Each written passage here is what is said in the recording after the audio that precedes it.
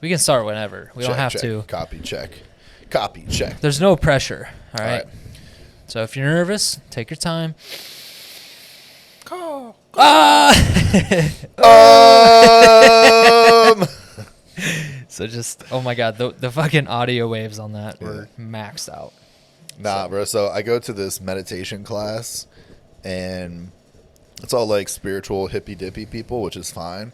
But sometimes you get people that are like, I'm the most spiritual person on earth. And it's like, it's so annoying. Like, so they always finish the class with like this om, and it's like, oh, like that type of shit. Like, right? should be relaxing. Yeah. Yeah. And this one woman that comes in there sometimes, she's the person that's like, I need to show everyone that I'm the most spiritual person ever. And she'll be like, oh, like, at the top of her lungs. It's like, all right, bitch, chill. It ain't that serious. Like, it just like.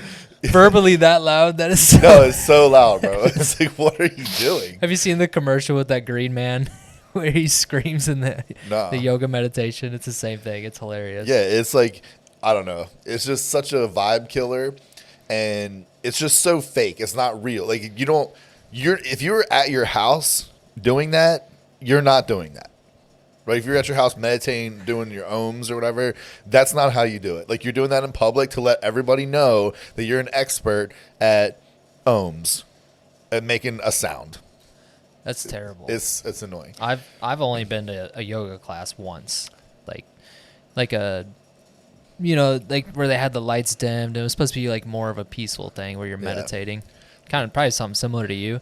It was actually a really good experience. Some yoga nidra. It was nice. Like, now we're gonna do the downward dog. So it's just like long, relaxing stretches versus like high intensity. Yeah, it wasn't hard at all. It was very easy. This is just a pure meditation class that I go to Tuesday nights. You don't even move. You want to know what? Sorry, go ahead. They have like all the different instruments. They do like the crystal bowls, and it's a guy and a girl, and they crush it, honestly. So the guy, he starts with this thing called a didgeridoo. Have you ever seen that? And he can play it for like 5 minutes straight. So I was talking about it, like, how do you breathe the whole time? He seems to like this breathing technique called circular breathing, and it's pretty cool. But like, it's kind of cool because it's like silent, and it's just like, and it's like, it's kind of a sick way. For me, I like it because I'm like an aggressive, intense person. I'm just like, here we fucking go, this meditation class. But it's kind of cool. Then it's like kind of super relaxing and chill, and basically just forces me to be off my phone, meditate, relax for like. The actual meditation part is probably like 45 minutes. So you want to know? I heard this in a video somewhere. So I don't whether it's true or not, I don't know. But I'll see what you think about it. They were saying how, like, doing yoga like opens up the gate to like spirits and stuff. Like, you believe in that? I don't even know what that means. That's what I'm saying. Like, these spiritual people. Like I'm not a hater. It's just. The language that they use is so off-putting for the average person that they're never going to get your message across because you use language that people are like, you're weird as you're so weird. So what does that even mean? All right, so let's on a serious note. It opens gateways for the spirits. Like, what does that mean? They're probably not wrong, but the words that they're using, the vocabulary that they're using, probably I just don't understand. I don't even know what that means. Yeah. So what does that mean? I don't know. Like, does that mean like, hey, it relaxes your mind so you can feel more connected to this like universal consciousness that surrounds everyone and everything?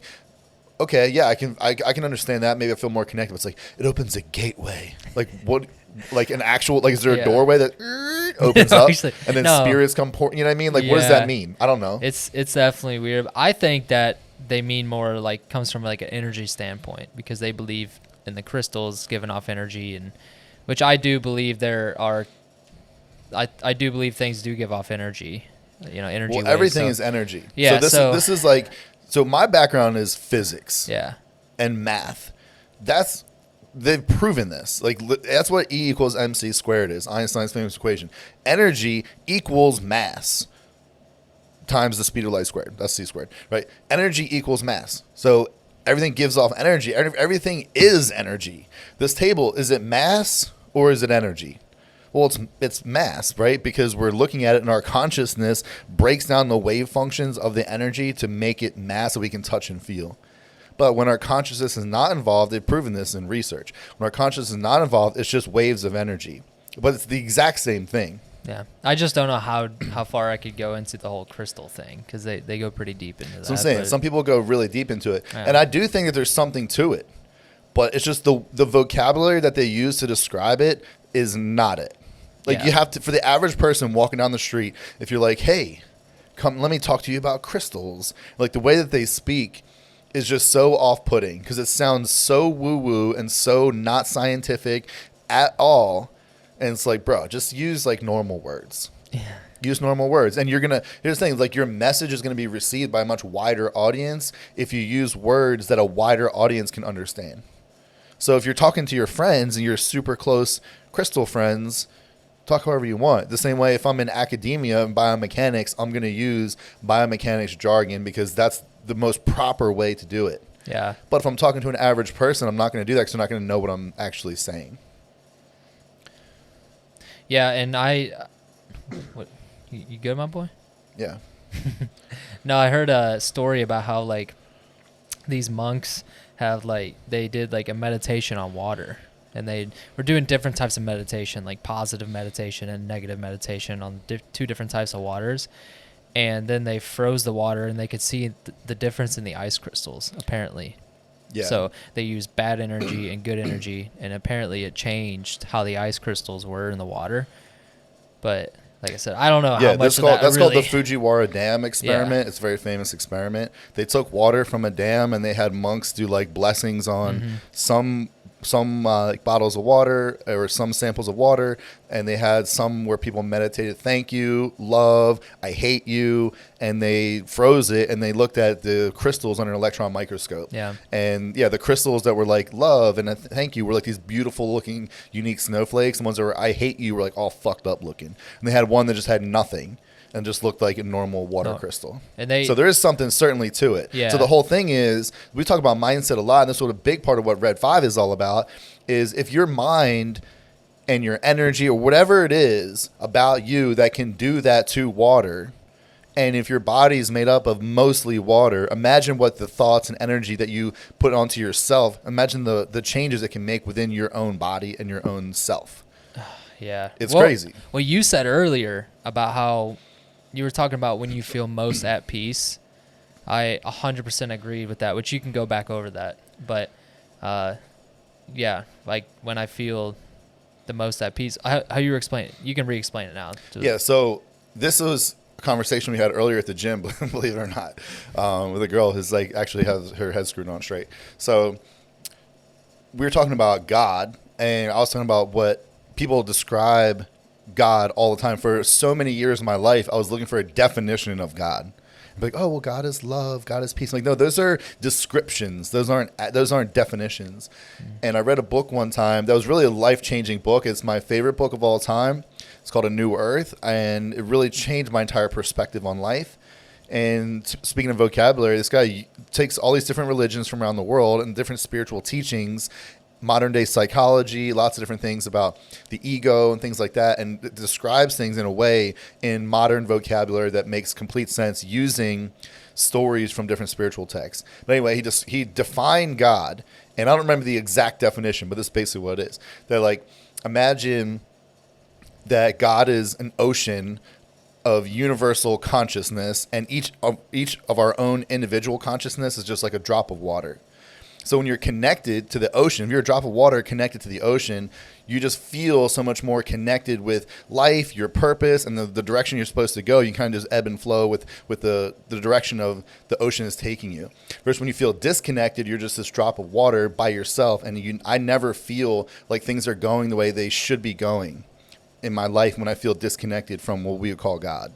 So you can call it whatever you want. I don't really give a shit what you call it. But there's the same idea that we know to be true now in physics. Again, going back to a physics person, talk about the Higgs boson. It was discovered back in, I think, 2015. And they call it the God particle. But basically, the Higgs boson, they discovered it at the CERN lab where they have that giant particle accelerator. And what it is it's an individual particle that's part of what's called the Higgs field. And the Higgs field is what gives mass to objects. So you can have two objects of similar size, but one is more massive than the other. Why? It's because of the way that it interacts with this Higgs field. So think of like, you have two fish that are the same size. A barracuda is going to cut through the water really, really easily and not really disturb the water very much because it's super sleek, right? Where you have the same fish that's kind of the same, more flat, it's going to have more of a disturbance to the water. It's going to have more resistance, so it's going to feel more massive. So that's how everything is in the entire universe, is that how it interacts with this Higgs field. And it's kind of the same idea of like when you take one droplet out of this field, it's called a Higgs boson, and when it's all connected, it's called the Higgs field. So similar. That's how I envision God, but instead of actual particles, it's consciousness, because we don't really know what consciousness is yet. There's a lot of different things that people are describing it as, but we don't really know. So we have this universal consciousness that's connected to everything and everyone. It goes through all living things, kind of like the Force in Star Wars, right? But on a serious note, that's why I love Star Wars. But anyway, you have this universal consciousness, and when you're connected to that, you just feel like, okay, I feel like my life is going in the right direction. Things are all vibing and going the right way. And there's definitely been times in my life where it's just like, yes, dude, this is happening. This is happening. It's all, and I feel connected. That's when I'm doing the most meditation, the most spiritual stuff in my life. That's when I feel the most connected. And I just find that in those times, I'm so much more loving and kind and compassionate towards myself, and in return, everyone else around me. But there's times where I'm disconnected, and it's like this scarcity mindset when it comes to love and abundance. I'm like, oh shit, like I have to figure it all out, and it's like, okay, well the answer is get connected again, and that's going to connect you with your purpose in life, and then you can kind of just go. It's not just going with the flow; it's going where things, where the universe is taking you, and understanding, hey, I'm in this position, instead of being like, oh, I don't want to be here, but it's like, well, you are here. Wherever it is that you are, that you don't want to be, you are there. So it's better to accept, I'm here. What lesson am I supposed to learn? Why am I here? What positive thing am I supposed to get out of this experience? Maybe I need to learn something, or maybe I need to teach something to someone else that's also in this situation. Then we go our separate ways. But there's always, like, you can look at things as, oh, it's just a weird coincidence. Like, well, I don't really believe in that. I think that everything happens for a reason. Like, I don't really want to say it like that, but it kind of is. Like, you are where you are, and you can either accept that or not accept it, and you're going to be so much better. Your life's going to be so much happier, peaceful, and positive if you accept your current situation versus trying to resist your current situation. When you resist it, like the Higgs field, like when you try to resist it, it just creates more massive, more suffering, and it's like, you are where you are, man.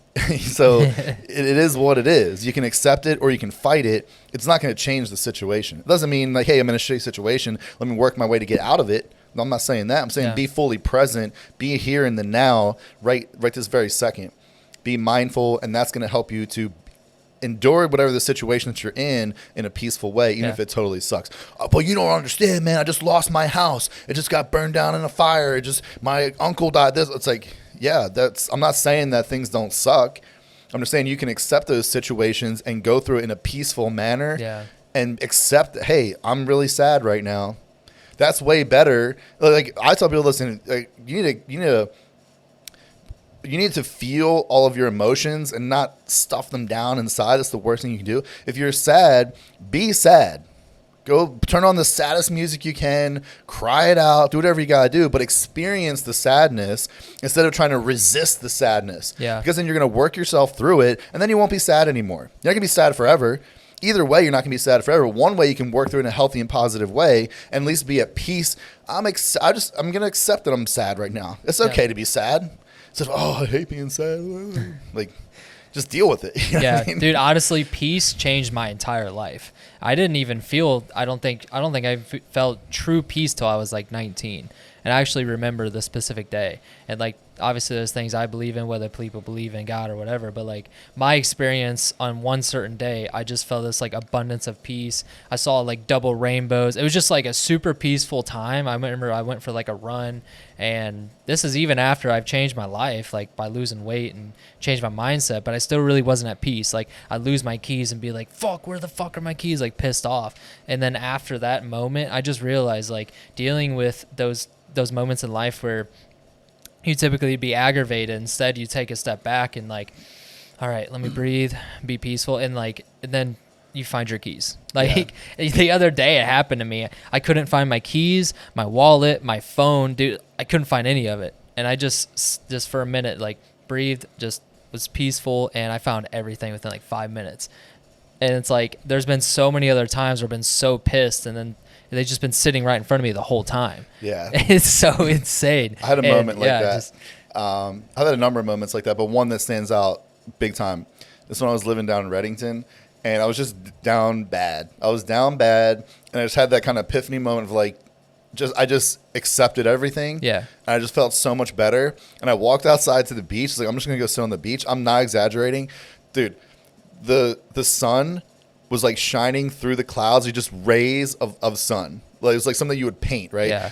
Dolphins were jumping, pelicans were diving, all at the same time. Like, I've seen all three of those separately, but not all at once. As soon as I got out there, I sat down, just like, dolphins just jumping, and like they're normally not jumping. They're normally just like pelicans diving, and then the sun just just the sun rays. Like, you couldn't see the actual sun, just the rays. It was just like, what a moment, what a moment to be like.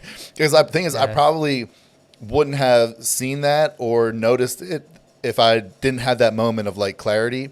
Yeah, and or if you just stayed in your house and I was just fully present, and it just made me laugh. 'Cause it's like, damn, dude, like it's just not, life's just not that serious. You're like, oh, it's actually not bad. I'm okay. I'm alive. I'm here. Life's great. Yeah, life. This is what life's just not that serious, and I think that's like it's this kind of similar. One of the hardest things for me to teach an athlete is this lesson right here. Is you have to not care about the thing that you care the most about. I'm not saying to not take life seriously, and not like, I take life very seriously. I go after my goals, all the things that I want in my life, I aggressively go after.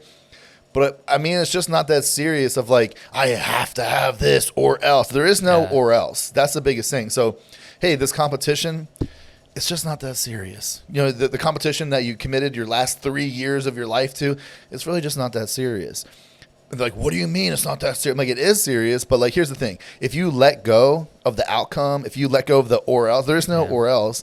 It allows you to be fully present in the moment, and that's going to be your best opportunity to win and achieve the goals that you want anyway, is by letting go of the outcome and not being so attached and squeezing onto it so tightly, because that takes you out of the moment, and you start to think, let's say you're on the platform about, I need to hit this big deadlift. You don't need to hit this deadlift. You're like, if you don't and you don't win, who fucking cares? It sucks, but you don't need to do anything. You don't need to hold on tight. You just need to let go and you say, I get to do this deadlift. I train for it. I'm good enough. And I just love that I have this opportunity to go do what I'm really good at doing. And I'm going to step up. I'm going to put my feet exactly where I put my feet every single time. I'm going to grab my feet in. I'm going to screw them in. I'm going to get my hips tight. I'm going to pull my lats in. I'm going to pull, like, you're just focused doing all the steps. And then when this fight comes, let's go, baby. Like, you're going to fight when the fight comes. Or you could be like, oh, I have to make this lift. And you forget a step because you're not present, or you do something out of order and you make a mistake. Because you're holding on so tightly, where when you let go, you make less mistakes because you're present and you can be your best self in this very moment.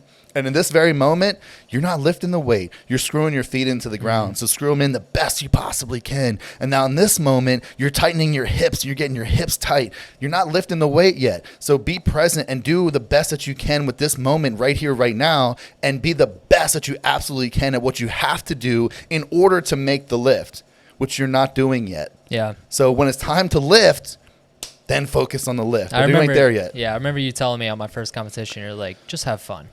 Because I was like so stressed about, oh, what I got to do this, got to do that. You're like, dude, just have fun. I was like, wait, have fun? I can have fun there? It's like, and I did though. I listened to that, and every single one of I made all my lifts except my bench.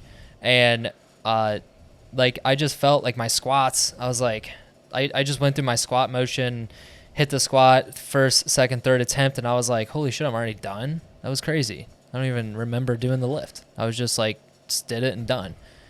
And it was so much better going through it that way, though, like without having the pressure, because the more you can relieve that pressure, I think the better off you're going to be. Yeah, the better you're going to be, because there is no pressure. The pressure is only something that you created yourself on the inside. It's not real. Yeah. Pressure isn't real. That's what people don't understand. Like, I love high pressure moments because I know that the pressure doesn't exist. So it's like, cool. I get this is an opportunity. This is I train every single day, and now this is an opportunity for me to go do the things that I'm really good at. This is awesome. I'm so excited for this. That's cool. Instead of like, oh my God, the pressure. It's like, I have to do this. All these people are watching. Like, who gives a fuck if these people are watching? Yeah. Even better. This is a great opportunity because it forces me into being like, oh, I need to take this serious. Yeah. So when I tell people it's not that serious or go have fun, what I'm not saying is, hey, go fuck off. Hey, don't warm up properly, eat trash. I'm not saying that at all. Yeah. I'm saying do all of the things that we've trained to do and just have fun doing it. And it's just take the pressure off yourself. It's not that serious. But by making it not that serious, that's the most serious thing that you can do. It's a hard thing. It's a hard thing to grasp, and especially for younger athletes. But for your first meet, especially, just go have fun. Yeah. Because you're not you're going to make mistakes. Right. How are you going to be perfect the first time you ever do something? It makes no sense, right? So go there, have fun. Because what a lot of times people do is they don't have fun, they miss a lift, and then they just eats their brain alive. And they go, oh, it's like, bro, you still have 2 more lifts to do. Yeah. So you gotta forget move about past those. that. Yeah. This ain't that serious. And instead of dwelling on the past, because that again takes you out of the present moment and it makes you not as good at what you've trained to do. You're good. I would never let an athlete go compete if they were not good. Yeah. So I've had athletes be like, hey, take them to really good athletes, big time competitions, and like, hey, do you think, Betsy asked me, she's like, do you think that, winning best lifter at this meet is out of the realm of possibility? Because I'm just I'm a big dreamer, and I'm like, yeah, that's the goal is to beat everybody. Yeah. Of course, that's the goal. Not just to win your weight class, but to beat of course, that's the goal. But now when she says that, I have to think, okay, what's the best way for me to deliver this message to not put inappropriate pressure on somebody about the outcome of the lift? Right. So it's like, yeah, of course. Well, listen, everyone at this meet is good. That's why they're here. But so are you. Mm-hmm. So yeah, the goal is to be the best lifter. You already know what to do. Just go out there and execute. Yeah. It's just another day. But if you think about, hey, I want to win best lifter, that shouldn't be the goal. I want to win this competition. That shouldn't be the goal. The goal should be, I want to put my absolute best effort into this. And for me to put my best effort in, I have to let go of the outcome so I can be fully present. That's what it comes down to. And if you put in your best effort, you're going to win. Unless your coach puts you in a competition that you're set up for failure. If you're a coach, why would you ever put an athlete in a competition? Unless they're a beginner or something. You know what I mean? If they let you pick your weight. Yeah, it's like, why? I would never put an athlete in a situation where I would set them up for failure. We're going to go to meets that if you do your best, you will win. Yeah. And there's obviously big time competitions where it's like world championships or something like that. That's like, hey, there's good competitors here, but I'm training you to be the best. You are the best. That's why we're here. Yeah. I'm not going to take an athlete to, a world championships or national championships where if they had their best effort, they're going to get smoked. I'll just be like, listen, we're just not there yet. We're just not there yet. Next year. Yeah. That's what I would say. I'll be like, listen, I was giving them the option. Listen, if you really want to go, we can go. But I think that the best thing to do is to just keep training. Yeah.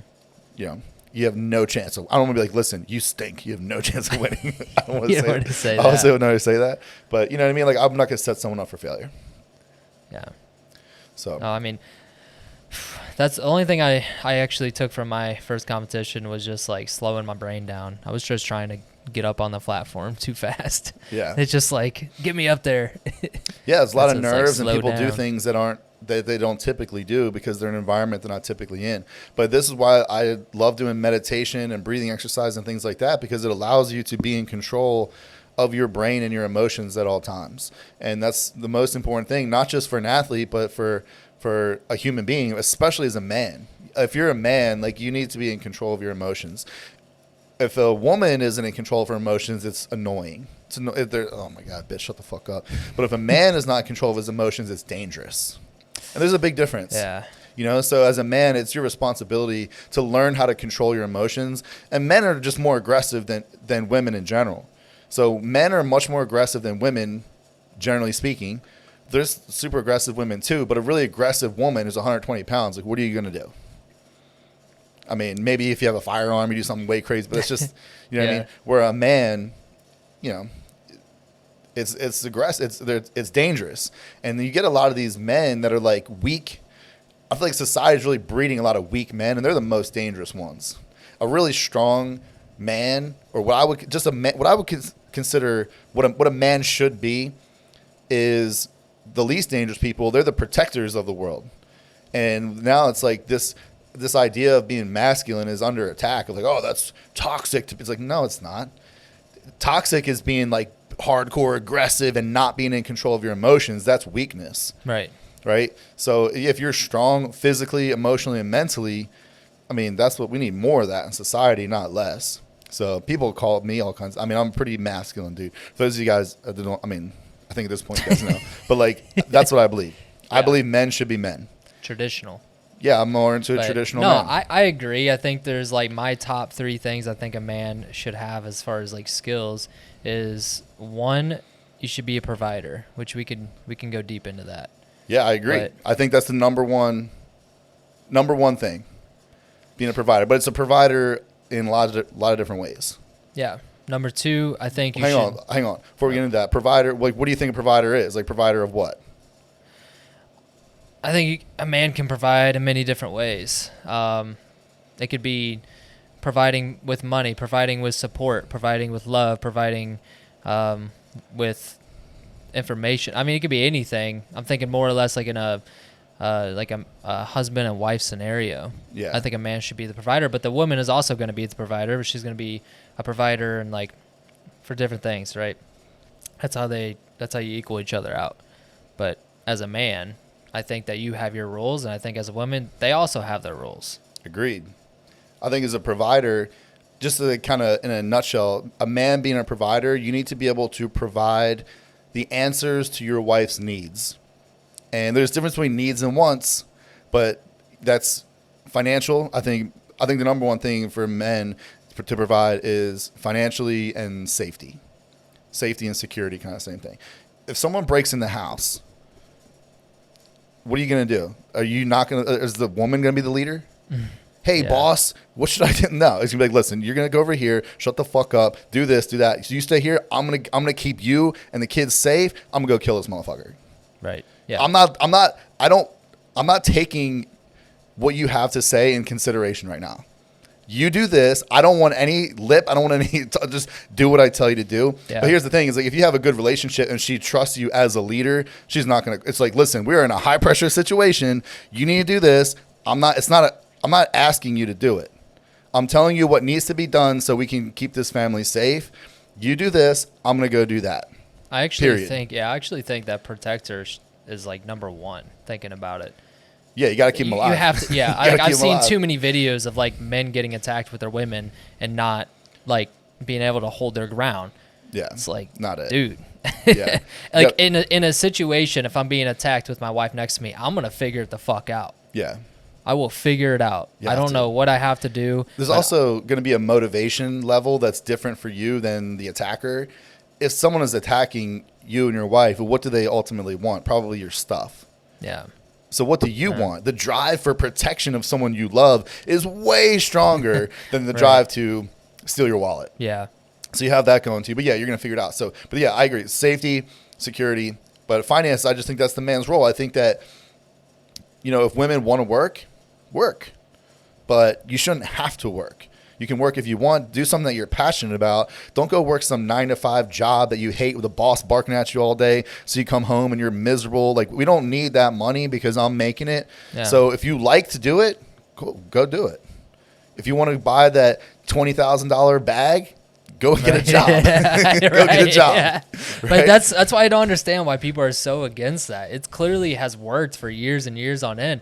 But at the same time, if you want to be a different person, you want to be a feminist, whatever, it doesn't matter. You can be that person too. We're just saying, like, as far as I go, obviously I have my standards, and that's just what I choose to have in my life. Yeah, and that's the man I choose to be. For sure. But I think also to be a provider, you need to be an emotional provider. So again, going back to men need to have their emotions under control. Like, women are more emotional than men, generally speaking. These are facts. Yeah. So when something comes up, and let's say there's like, let's say, God forbid, you have a child and it dies. That's a very emotional situation for both people. But as the man, you need to be the one that's stoic, and you need to be the mountain and the rock that her emotional waves can crash on and be like, both of you can't be freaking out. You can go do that on your own or with your buddies or with your therapist or something like that, but not in front of your wife. You need to be like, I got you. You do whatever you need to do to grieve, and I'm going to be here for you and love you and allow you to do whatever process you want. I'm not going to be like, hang on, baby, I need to go cry too. Maybe we could cry together, but like I'm going to be like, listen, I'm gonna deal with my emotions on the inside or somewhere else, but not in front of you, because I want you to feel the freedom to grieve however you want to grieve. I'm just using that as an example, but generally speaking, that's how it goes. Whatever emotional state you're in, I need to be the one that's stoic and has my emotions under control and dealing with it in a way that allows you to have the freedom to deal with it however you want to deal with it. You could be like, oh, well, she's at 20%, I'll be the 80 for you. Just pull through. And that's how it goes. And a lot of times people are like, oh my God, you guys are toxic masculinity. It's like, being a leader is not a good job. Being a leader sucks. It's like, listen, I need to do all the things that no one wants to do. When push comes to shove, like, let's say something crazy happens, World War III, and it's like, listen, my job that I had, like, listen, we got to put food on the table. Okay? We no longer have jobs. The world is a disaster. When it comes down to something like that, it's my job, my responsibility to make sure that there's food on the table. Right. So if I got to go lay bricks or whatever it is that I have to do that. You don't have to do that. No, we can work together, come up with a solution, but ultimately it's my responsibility to do whatever needs to be done to put food on the table. It's not yours. If we got kids, it's yours. Yep. It's your responsibility to make sure the kids are good. I'll go. You take care of the kids. I'll go chop some wood and sell it for money. Yeah, whatever needs to be done. So again, when you strip all of the things away and you just have like the necessities, that's what it comes down to. Is my job is to provide. Your job is to take care of the kids. Now, the higher up we go in life, the more successful we become. Now it makes it easier to be like, okay, well, we can have less responsibilities because we can afford to do that. Right. So now I can go provide food in a way that's enjoyable for me because I have a job that I actually like. I don't come home miserable as fuck all day from working a job I hate all day. Mm-hmm. But that's what I think it comes down to is, for a provider, you need to be able to provide emotional support. You need to be able to provide for your wife's needs. Period. Yeah, also, speaking of needs, you got to know how to fuck your wife.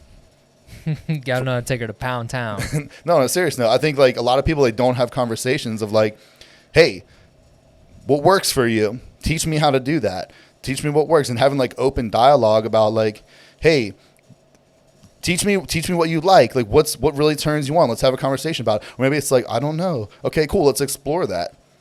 I've talked to just a lot of women throughout my life, and you talk to a lot of women that are out of long-term relationships, and they're like, oh, it's been so many years since I've had good sex. I'm like, that sucks.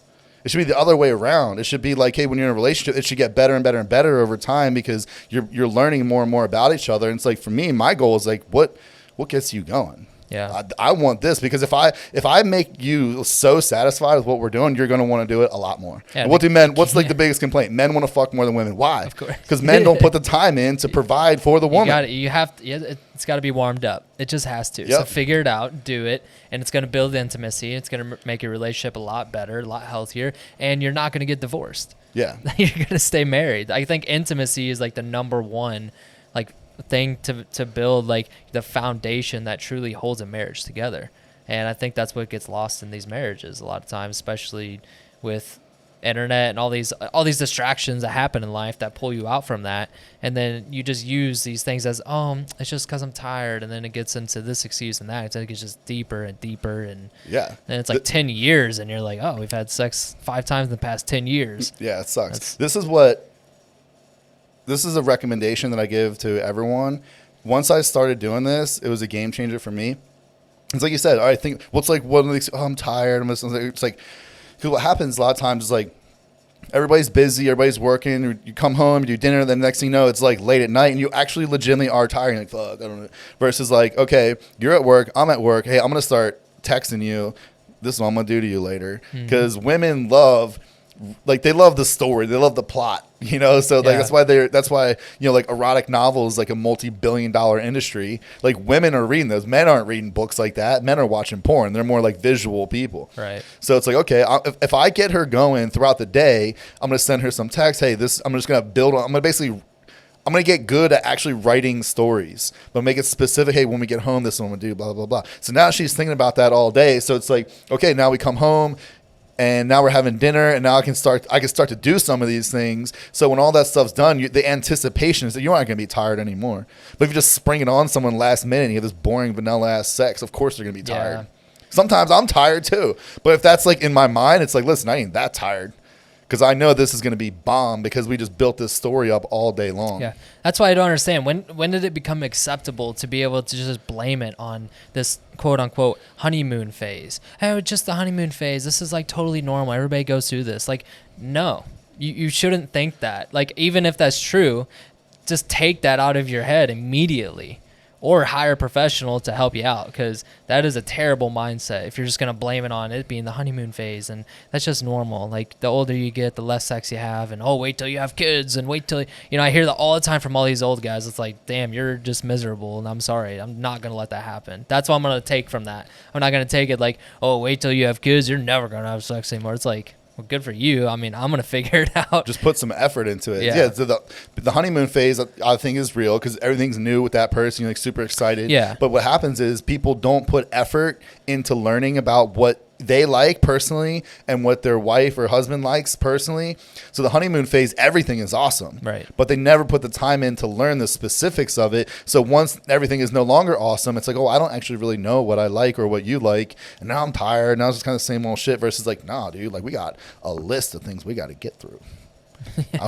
Like that's how you do it. I mean, I don't know. But yeah, I think when it comes down to, I think it's both people's responsibility, but it's man's job to be the leader and the provider of this. And like, hey, I'm going to lead the way on what gets you going. Because if I'm just like hyper focused on what gets you going, you're going to want to return the favor. And if you don't, then you probably don't love me. Right. There's something deeper there that needs to be figured out. But exactly. I'm not saying maybe not right away, but the thing is, like, for me, like I want to. I want to take you to a level you've never been to before. Yeah. And the only way to do that is I got to figure out the specifics. Well, I don't really know. That's fine. Let's figure it out. Right. So you just give me some feedback. Hey, so listen, when I'm doing this, I'm going to try this. I'm going to try that. I'm going to try that. Whatever one you like the best, give me some feedback. You can tell me verbally. You can make some more sound. Like, just let me know. Like, keep doing that. And a lot of times I think people are like afraid or intimidated or have some sort of insecurity about like vocalizing in some sort of way what they like and what they don't like. Like, listen, I'm trying my best down here. So give me some direction. I want direction because I want to please you. Right. But don't be like, do it like this, you bitch. I'm like, fuck you. You know what I mean? Like, be nice about it, right? Yeah. Be sexy about it. Yeah. But I think a lot of people don't do that. And once I started doing that and like having more open dialogue, it's just way better. The chemistry is way better. And you can do things that's like, hey, what do you want to do? I'm like, I don't know. I never really, let me think about it and get back to you. Can you wear this? Can you do that? Can you like, I want to, like, there's so many things that like, unlimited. Yeah. Yeah. And I do believe that most women do want that. Maybe not now, wherever they're at in their life, early 20s or teens or late 20s, but I feel like it's when they get older, 30s, 40s, 50s, that's when they're like, I actually do want that. And it's like kind of late to the party, but you might be able to find yourself another man. I think when you're talking about just like, I think as far as like a traditional ways, man providing, a man being a true man in the marriage, I think most women do really want that. Maybe not right now, but later in their life, I feel like a lot of them figure it out. Because you always hear like older women, they just know what they want. Well, yeah, they know what they want because they've taken this many years to figure it out. Yeah. No, I agree. Right? That's been my experiences is like, here's the thing. Like, I'm 38 years old. So some of these girls that are like young 20s are just like, so hot. They're so hot. But they're really not. Most of them are just not that good at sex. Yeah. Some of them, but most of them are not. But generally speaking, later 20s, early 30s, that's kind of the sweet spot for me because it's like they have this maturity about them where you can have a conversation about it and they're not insecure. They do know what they like, or they're at least open to like exploring what they like, and it's just better. And the ones that are, if you're like late 20s, early 30s, and you've been working out and taking care of yourself your whole life, they're still slamming hot. Yeah. So, I mean, again, I'm 38 years old, but Yeah. that's just my personal experiences. That for me, it's less about the looks as I get older. And it's more about the mental stimulation of like you really wanting to be there, and you really want to be there because you know what's about to happen because we've had a conversation about it. We've been there before, and you know, it's like, yeah, I don't know, like I really, really want this. And I can feel that. You can feel that energy versus when someone's uncomfortable. Yeah. And I think as far as like women having orgasms, that's the biggest thing for me is like, what's the number one like technique you got? Blah, blah, like that type of shit. It's like just making them feel super comfortable to be 100% themselves, say, or whatever it is that you want to do in that moment, do it. You're not going to get any judgment from me. That's what the numbers are crazy. They say the percent of women say how they like fake their orgasms. I'm like, is it really that much? Like, come on, fucking men, what the fuck are we doing I think out that's here? where men are dropping the ball. Like, damn. Men are dropping the Like, ball because it's easy for a man care to a get little off. bit more. Yeah, it's easy. Don't be for so a man to fucking get off. selfish about yourself. I think it's selfish when you're just fucking thinking about yourself. Yeah. Even if it's a one night stand, right? Like I get that. You know, I was young once too when I was doing that shit. But it's like, you know, still fucking. One night stands are the worst. Yeah, no, they are the worst. They're the worst. Like that is actually one thing I just really couldn't do in my life. I just like would feel like such a dirt ball. Yeah. And that's what it is. Like one night stands are just they're unhealthy. They're very unhealthy. There's no, I mean, when you're young and everything's new to you, it's cool. You feel like a conqueror. But like, how many bodies you got, bro? Like you're it's- trying to compete with your boys. Yeah. you grow out of that real quick because it's just not good. Sustainable. It's not good. It's And not it's not sustainable at good all. like morally, in my opinion. It's not good morally. It's just not like, why are both of you guys doing that? There's probably some sort of something inside of you that's not addressed. Yeah. And you're trying to fill that void with sex because you get this dopamine hit from it that makes you feel good for a brief period of time. Yeah. But for me, like, you know, I was having a lot of casual sex when I was younger, and I just got to a point where I was like, "Oh, you're doing this again." I just felt so bad about myself, dude. I was like, I don't there's wanna a do this disconnection there for sure. Yeah. And there's no intimacy. There's no love behind that. There's nothing there. There anymore. really is it's nothing there. And it's just not good. Yeah. Like once in a blue moon. Once in a Right. blue moon, like not like one night stands generally suck, but even just like, you know, short term things, it's like maybe known for a short period of time or something like that. But like, it's just not good. Yeah. Because there's no actual connection there, and that connection, to me, that's what's the most fun. Yeah. Because you're comfortable to be yourself instead of like, oh, I have to. It's like not, you know, it's just like we were talking about before. You don't have to do anything. You're focused on the outcome instead of being present and enjoying the moment. Right. Exactly. So. Yeah, I feel the same. But going on the top three, I got to list these other two. Number one, provider. Provider. Number two is survival. Got to be able to survive. I should be able to like zombie apocalypse. I should be able to throw you in some woods, and you. This was the number three I had, which is like just figure it the fuck out. So like if I throw you in some woods, survive. If you don't know how to survive, figure it out on how to survive. So like killer instinct. Yeah, I feel like that's kind of where we come from, right? So that hunter-gatherers. goes back to being a provider. Be a hunter. You go out, you hunt for the food, you come back. There's still tribes to this day that do that, and they have some crazy ass stories. Like I've watched a documentary where this tribe goes out, has like blow dart guns that they made from bamboo sticks, and they have their little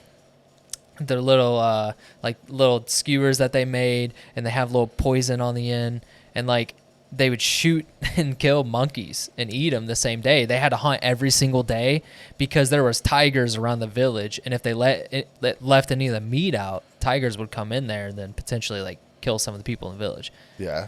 So it's like they had to go out and provide every day. That's crazy. But anyways, I think any man should be able to go do that. Yeah. If you don't know how to do that, just figure it out, right? I think that's the most manly thing a man could do is go out and like just gather, Kill something. hunt, kill something. Yeah, you don't have to kill something. If you're vegan, you can go out and pick some plants, but at least figure it out. You gotta be able to kill something. Yeah, you So, should. I mean, listen, I'm not a woods guy. I grew up in the city, but I'm a physics guy and I'm a figure it out guy. Right. I think at the very least, I could figure out how to make traps. Yeah, it's easy for me to say because I grew up hunting. My name is Hunter. Like literally all goes together, right? But honestly, first of all, it's not that hard. Second of all, like these are just like basic skills to learn, you know? I Yeah, if learned you were, these like- skills when I was like 5 years old. If you could teach a 5-year-old that, you surely could figure it out at 30. Yeah. You know? I think it's more of an instinct. You Yeah.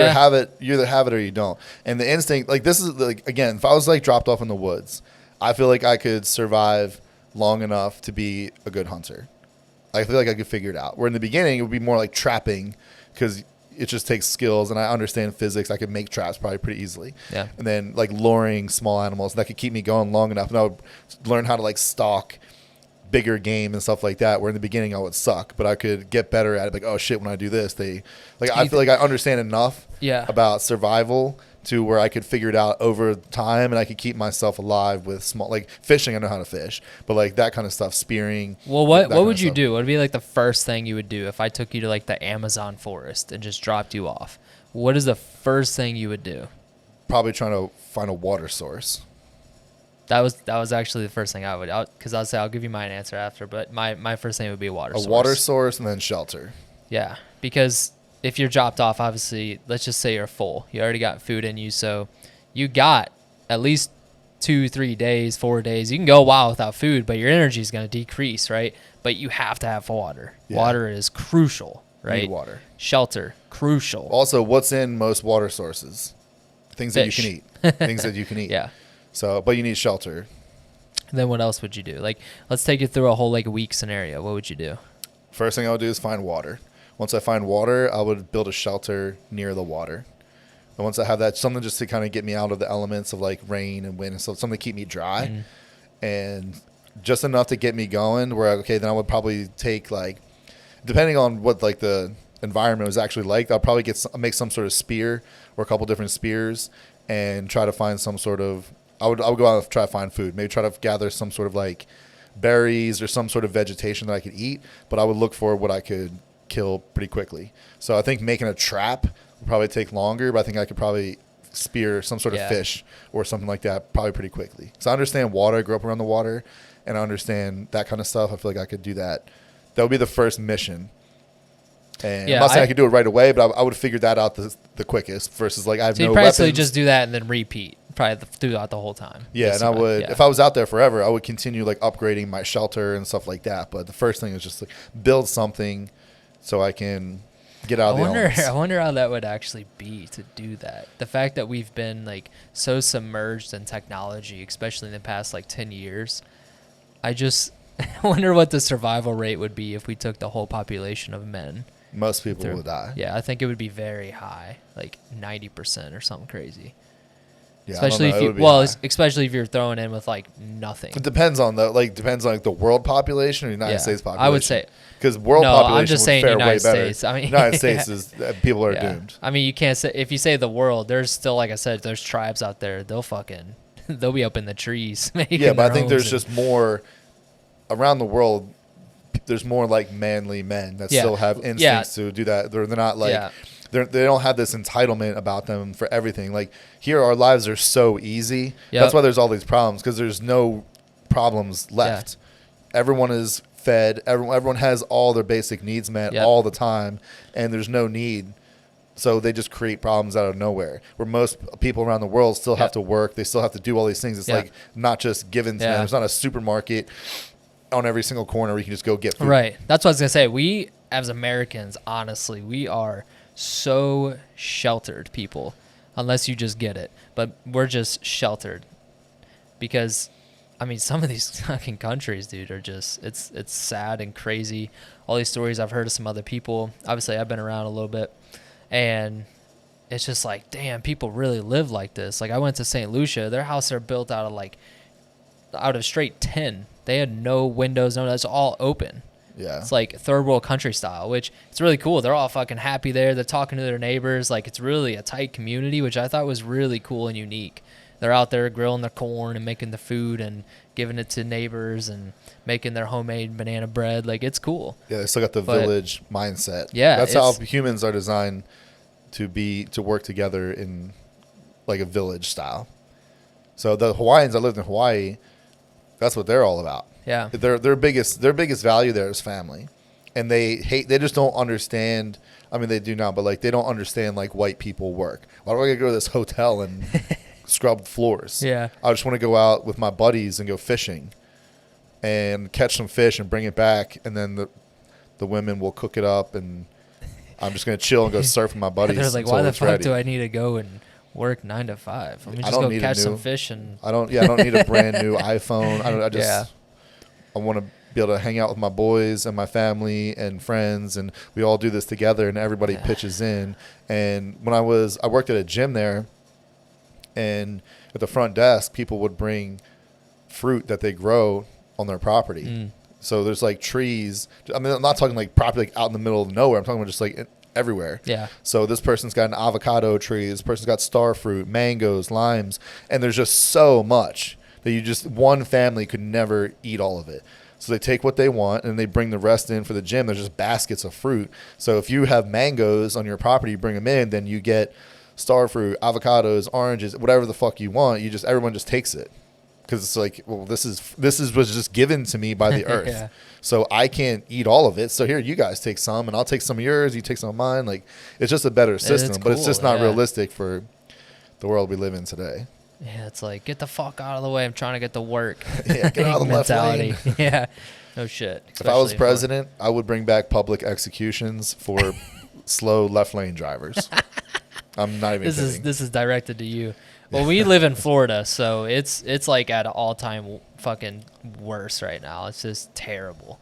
But I did see a video of some state police officers pulling people over that were riding the left lane. It was so satisfying. I've seen that. He was like, what did I do wrong? It's like, you're just chilling in the left lane. Don't you know it's fucking the passing lane? Like, well, I don't see anything wrong with that. Dude, literally this morning, I was in the right lane. I was passing everybody in the very right lane out of like 6 lanes. It's like, why is this a thing? These people are so stupid. Oh, my God. It's like don't even get me started on the left laners. Yeah, well, what they need to do is revamp the whole like driver's license situation. It's so easy to get a license. Yeah. Like, think about this. How many people do you know that just can't get a license no matter how hard they try? No one. 0. There's some people that shouldn't have a driver's license. Yeah. So if nobody fails, that's a problem. It's just not hard enough. So you get it, and then you should have to like take a test every 10 years. I don't know, every so often. At least take a test. Yeah. To up you on the rules. And think about, like, if you have like a concealed weapons license, you have to re-up that every now and again. Every other thing you have to basically re-up. Yeah, why wouldn't you do it with your license? Like, you're really going to let this, like, 90-year-old just have her license and she can't even remember her granddaughter's name. It's like, maybe you should reassess. Yeah. But it's crazy, dude. I think that should be every, like, 10 years. You should have to retake a test. You should have to know the rules. You should have to know the rules. I would not have a problem with that, honestly. I know I'd be chill till, and honestly, if I shouldn't be driving, like, I wouldn't mind being told that too. If whatever it is, it is. I don't know all the rules. Yeah, I know I know the rules of like what's, etiquette. Yeah, but I don't know all the actual rules. I know most of them. I don't get pulled over, but like, there's certainly a lot of rules that I don't know. Like little nuanced minor rules of, you can't park 25 feet to a intersection and that type of shit, Oh yeah, which most times, like, if you do something like that, like, they're gonna be cool about it. You're not gonna get in trouble, but sometimes it's a problem, dude, because sometimes people park mad close to the corner, and you're trying to pull out, you can't see oncoming traffic. Yeah. So I mean, it's not like highway traffic, but still, like, you gotta like basically be out in the middle of the road before you can even see what's coming. Well, what's crazy is, so if you're like on an interstate and there's people merging onto the interstate, the people who are merging are supposed to yield. So the people who are in the right lane, let's say that you're merging and they just run into you, it's your fault. They don't have to get over for you. Yeah. Which I didn't know that. I mean, I knew that, right? But I didn't know if they just fucking ran into you, it'd still be your fault. Yeah, if everybody's flowing this way and you're coming into the flow, it's your responsibility to find your way. Yeah, it's not their responsibility. That's what I do. It's like, I just stay the same speed limit. It's like, you either speed up or slow down. Why do I need to? No. Why would I fucking speed up or slow down? You speed up or slow down. Why are you driving in the right lane to begin with? Yeah, I typically don't, but I drive fast, dude. Yeah. So, but I don't drive crazy fast. Like, I'm not the fastest guy on the road, but I drive fast, depending on where it is.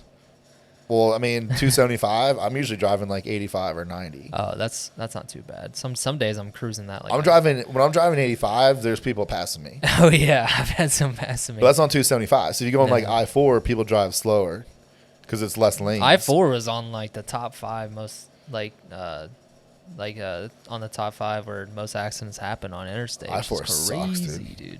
Because you There's get the always Orlando traffic, you Yeah. get the Disney traffic, and there's just so many tourists. Yeah. It's a nightmare. I gotta drive there on fucking Thursday. Oh, this is another thing we should go back to. That sucks, but we'll go back to that real quick. I just want to ask this question. Do you think as a man, right, like you should be the driver, Yeah, like almost every time? yeah. Well, Yeah. I gotta say I'm not the driver every time. A lot of times. Now, if it's a road trip, like going down the road, I think is different. If you're going to the store, Yeah. if it's just like, I think it's like when it comes down to like whose responsibility is it? It's a man's responsibility. It doesn't mean that you can't like trade off sometimes. But Right. on a road trip, like I'm driving. Yeah, on a road trip, I'm 100% going to drive. Unless we're driving for hours on end, I'm like, I'm about to pass out. Yeah, I if you usually need, like, drive a little break bit, or but it's something. like most times I do drive. But there are times I'm like my old job, I drove so much. I'm like, you have to drive for a while, and Yeah. not like far drives, but like just downtown or we're going to get dinner. Like, I'm sorry, you have to drive because I just literally can't get behind the wheel anymore. I have dealt with like 5 potential accidents today, so Yeah. if you could just take over Nah, from me. I think, listen, I need to make this clear with people. I think there's a difference between like whose responsibility something is and who actually does it. Like, what I mean is, like, if both of you don't want to drive, it's your responsibility to drive. Yeah, just step up and drive. But it doesn't mean that, like, on the daily interactions, it's like, no, you can't drive. You're Right. a woman. That's not what I mean at all. I'm just saying, like, all right, if neither of us really want to drive, it's my responsibility to drive. It's my responsibility to keep us safe. So, you know, if we're Yep. driving on a long road trip, I'm just trust myself. I've dated very capable women, Yeah. doctors, like PhDs. They'll I ain't letting them drive. They'll still pass. They'll still pass that exit. They'll still hit 3 curbs. even when you have the maps, it's like, in 100 feet, turn right. Yeah. 50 feet, turn right. Turn right now. You missed your turn. It's like, what? Yeah, How did listen, you miss I'm that? I'm just saying, like on Yeah. a drive where, like, you're talking about I-4, where Yeah. there's actually like a lot of accidents. Right. I just know, like, the girls that I've dated, I'm a better Yeah. driver, straight up. Yeah. So Also- it's my responsibility. But yeah, if we're just driving around town, like, I'm not gonna be like, no, you can't drive. It's not like fucking Sharia Right. law. It's like, yeah, that's Saudi cool. Arabia. Yeah, no, that's all right. I Do get whatever that. you want. No, I'm saying, if I'm you're like, on- I want to drive, all right, fine, fucking drive. Yeah, That ain't go that ahead. serious. I don't Yeah, care. That's fine. Yeah. No, but I want to add to this about this doesn't have to do with driving, but it does have to do with the car. Is men out here need to up their door opening game, Yeah. right? I see it all the time. I'm like, did that girl just open the door, especially like to a restaurant. All right, if you don't open the car door, whatever, like that just is so dead now. I do it. And When I'm they gonna get in, continue I to think do when it. they get in the car, Yeah. it's a must. When they get in the car, it's a must. When they get out, like obviously you're not Yeah, gonna be like, I'm already sit in the car. every time. Because we're going to the car. When we get in the car, we're going to the car together. Yeah. But when we're in the car, it's like, I'm going to get Yeah. out, run around. Like, there's just, It's just not like, gonna ain't that happen. serious. Unless I'm just you're trying to like- get the fuck out of here. Yeah, unless it's like prom or homecoming. It's Yeah, just like yeah. the proper thing to do out of respect, or like your wedding or whatever. But like at least a restaurant door or any door that you're walking into, you should be opening it for your woman, right? That's Yeah. just like a respect I think thing. it's more of like a public display of respect Yeah. for your wife. Also, women love that shit. So Yeah, I think it's something. I don't think that they care about.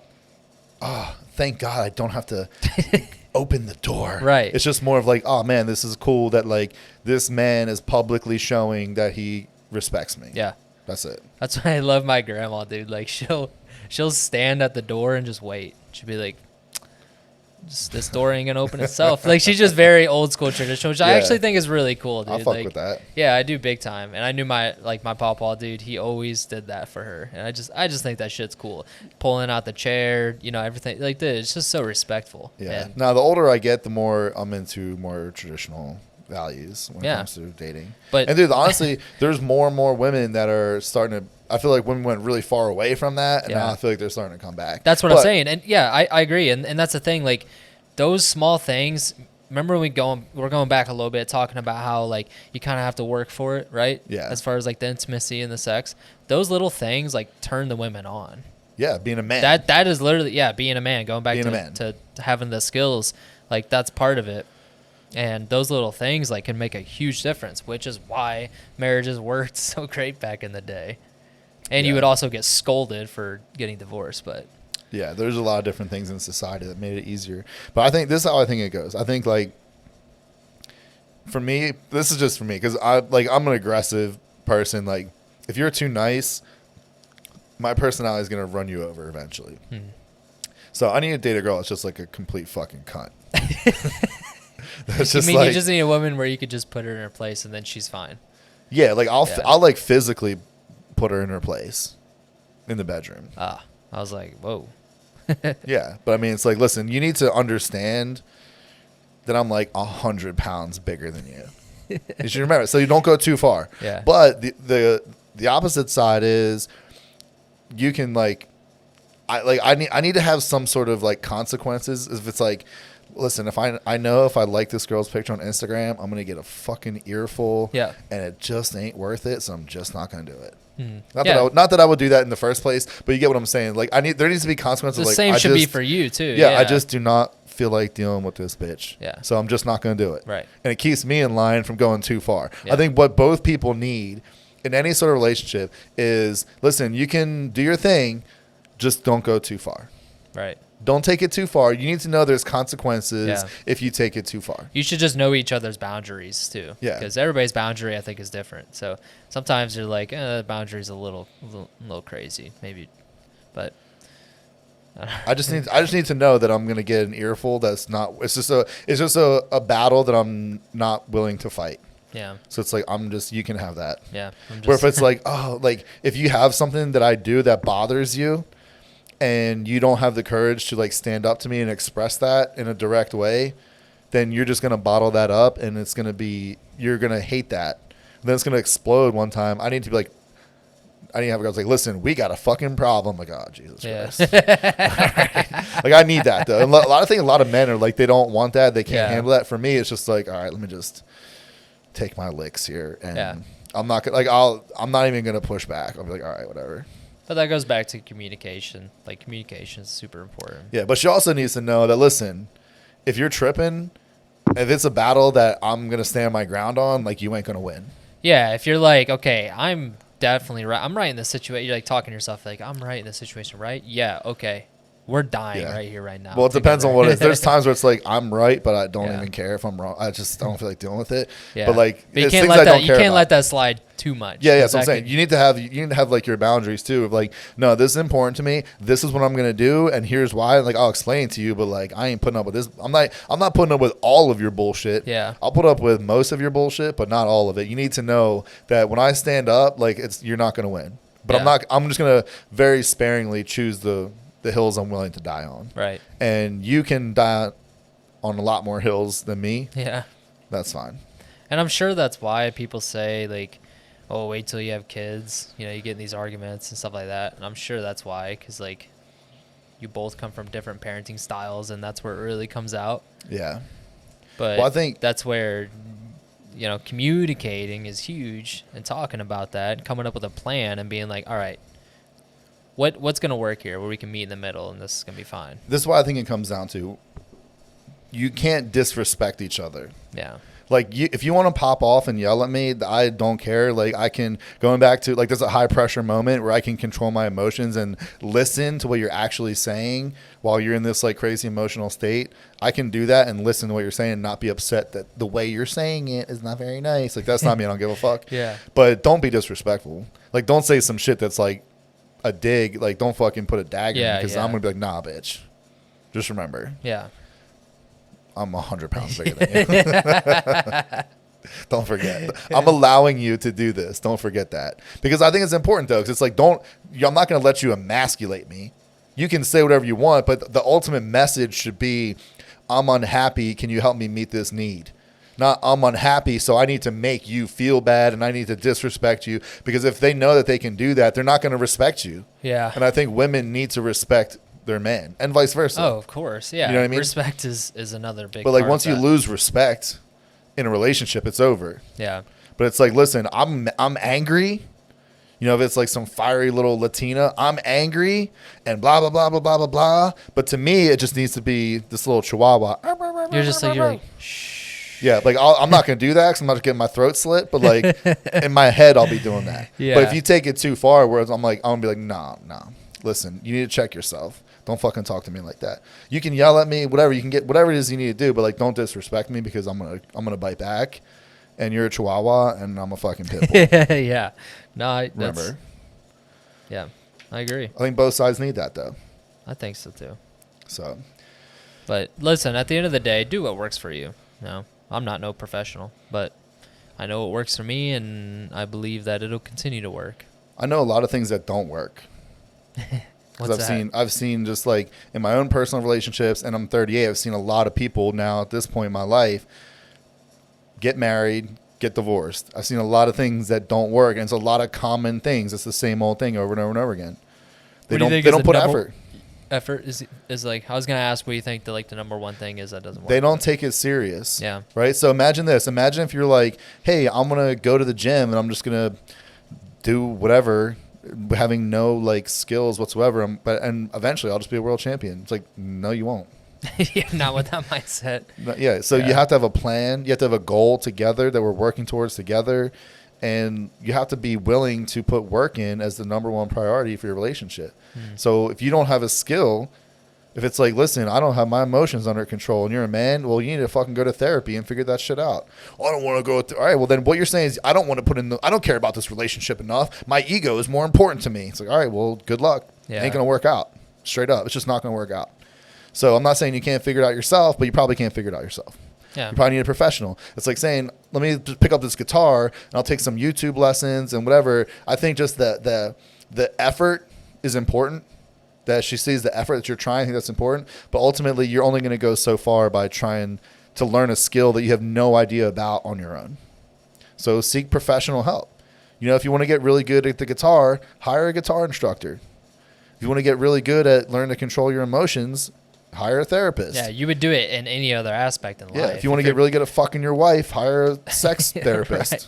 Why not? Yeah. It's because men are insecure. I don't need that. It's like, yes, you do. Yeah. But the fact that you are hiring a professional is admitting that you're not good enough, and that's the facts, though. You're not good enough. Yeah. Accept it. You're just not fucking good enough. And if you get over the ego aspect and just learn, you will be good enough, and your relationship's going to be better. Yeah, it doesn't make you any less of a man. If anything, it makes you more of a man. It makes you more of a man. It makes you less of a man when you're like, I'm not going to make this relationship better because I'm a man. And it's like, dude, you're insecure. Yeah.